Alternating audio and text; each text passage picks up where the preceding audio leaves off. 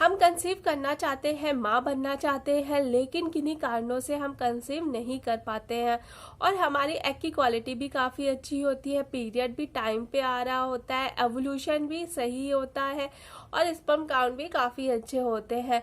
तो ये सब नॉर्मल होने के बाद भी कंसीव नहीं कर पाते हैं, तो फिर डॉक्टर हमको HSG के लिए बोलते हैं। HSG एक तरीके का एक्सरे होता है आपके गर्भाशय का। HSG का फुल फॉर्म है हिस्टोसैल्पिंगोग्राफी। हिस्टो का मतलब होता है हमारा गर्भाशय और सैल्पिंगो का मतलब होता है गर्भनलिका और ग्राफी का मतलब होता है जांच करना। तो ये हिस्टोग्राफी जो होता है गर्भाशय का एक तरीके का एक्सरे होता है।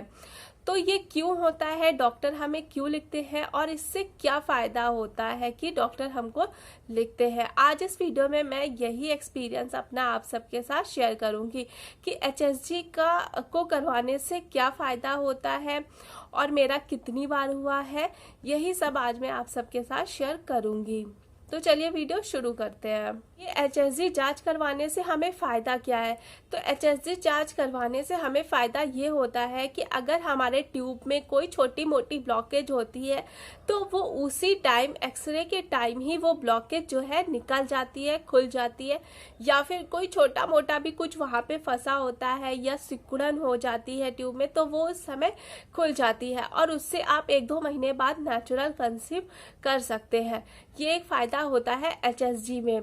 तो मेरा HSG जो हुआ था वो 2 बारी मैंने करवाया था। एक बार मैंने करवाया था विवेकानंद हॉस्पिटल में और एक बार मैंने लखनऊ के बलरामपुर हॉस्पिटल में करवाया था, लेकिन दोनों बार मेरे जो HSG की रिपोर्ट थी वो नॉर्मल आई थी, उसमें कुछ भी नहीं निकला था।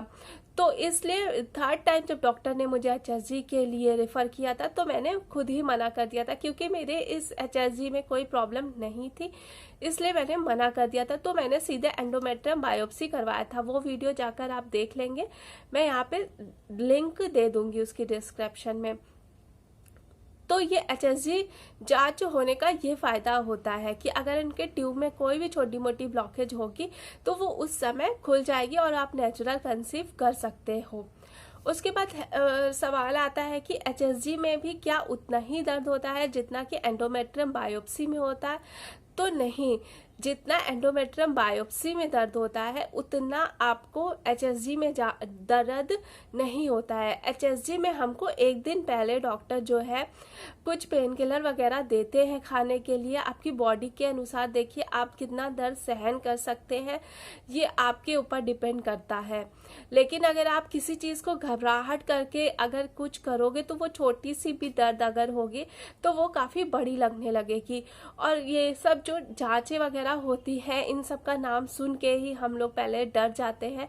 उसके बाद जब हमारा टाइम आता है करवाने का तो हम करवाने से काफ़ी डरते हैं। तो इसलिए इसमें डरने की कोई बात नहीं है। इतना दर्द होता है कि आप सहन कर सकते हो और एनेस्थीसिया बिना बेहोश के भी आप ये करवा सकते हो। सबसे पहले जब हमारा HSG होना होता है तो उसके एक दिन पहले डॉक्टर आपको कुछ दवाई वगैरह दे देती।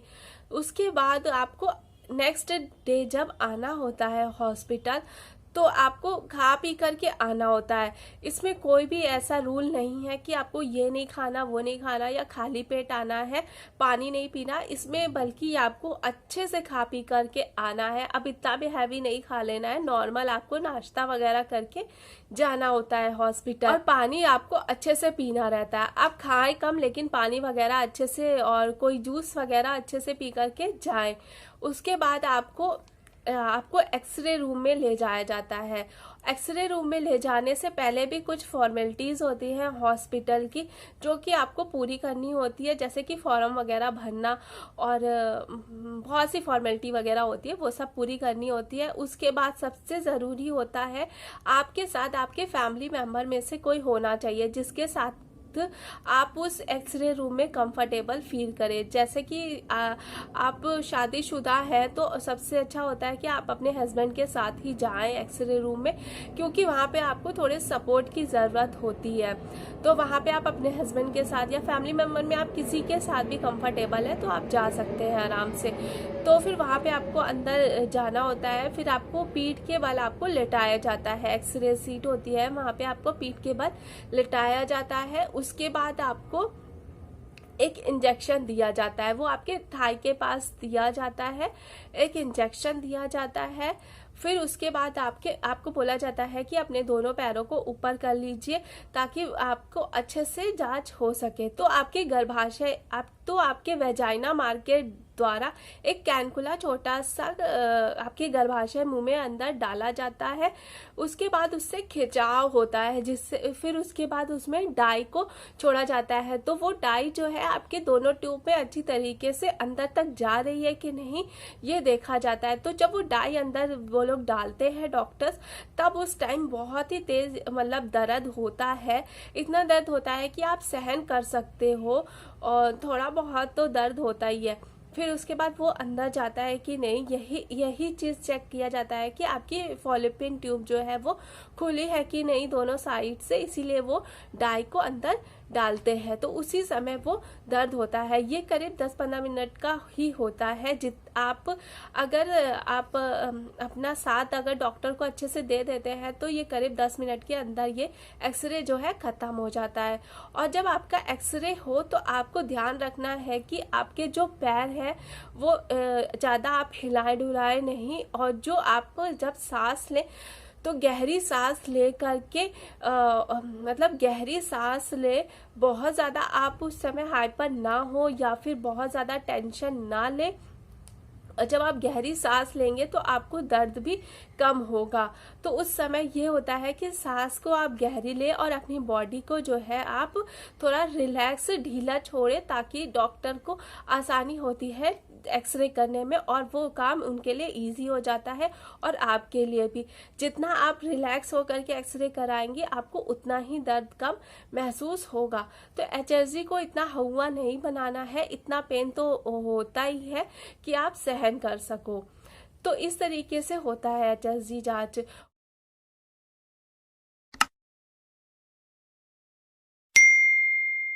आपको उठने के लिए डॉक्टर बोल देते हैं और थोड़ा एक पैड वगैरह आपको देखते हैं। अगर थोड़ी बहुत ब्लीडिंग वगैरह होती है तो वो उसी में हो जाता है। बहुत ज़्यादा ब्लीडिंग भी नहीं होती है।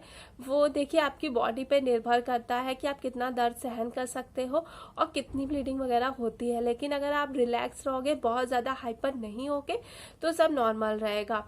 तो उसके बाद आपको पैड दे दिया जाता है, आप पैड को लगा लो अपना आराम से। उसके बाद आपके जो फैमिली साथ में रहेगी वो आपको सपोर्ट के जरिए ले जाएगी, बेड पे लेटा देगी। आपको थोड़ा बहुत लगेगी कमज़ोरी और चक्कर जैसा लगेगा, लेकिन आपको आराम से लेट जाना है। और उसके बाद आपको जो दवाई वगैरह देंगी डॉक्टर, पेन किलर वगैरह, वो आपको लेना है। उसके बाद 1 दिन बाद रिपोर्ट आती है इसकी। कहीं कहीं होता है कि उसी दिन आ जाती है, लेकिन 1 दिन लग जाता है रिपोर्ट आने में। उसके बाद आप अपने घर पे आ जाओगे, आप आराम से रिलैक्स रहोगे, नॉर्मली तरीके से आप अपना रेस्ट करो, सो जाओ, अगले दिन आप नॉर्मल हो जाओगे। तो इसी तरीके से होती है HSG जांच। HSG टेस्ट करवाने का रीज़न क्या होता है? सबसे बड़ा रीज़न यही होता है कि आपके फॉलोपियन ट्यूब को देखना चाहते हैं डॉक्टर कि कहीं वो चिपक तो नहीं गई हैं आपस में, या वो आपस में उनकी दीवारें जुड़ तो नहीं गई हैं, या वो कहीं बीच से क्रैक तो नहीं हो गई है, फॉलोपियन ट्यूब पूरी तरीके से खुली है कि नहीं। यही सबसे बड़ा कारण होता है HSG जांच करवाने का। और इसकी रिपोर्ट जो है एक फिल्म के रूप में आती है। उसमें देखा जाता है कि आपके गर्भाशय का साइज क्या है, और गर्भाशय का मतलब पूरा उसमें एक्सरे आ जाता है, और उसमें आपकी फॉलोपियन ट्यूब की भी पिक्चर आ जाती है। तो इसकी एक फिल्म आती है, फिल्म की तरीके से काले रंग का होता है, उसी में पूरा पिक्चर दिया रहता है। तो इसी तरीके से HSG जांच होती है। तो आई होप आज का वीडियो आप सबको पसंद आया होगा। पसंद आए तो प्लीज़ लाइक शेयर कमेंट करना ना भूलें, और अगर आप मेरे चैनल पे नए आए हो तो प्लीज़ सब्सक्राइब किए बगैर मत जाएगा। Thank you so much for watching my video. आगे किसी नई वीडियो में फिर मिलेंगे, तब तक के लिए चलते हैं, बाय बाय।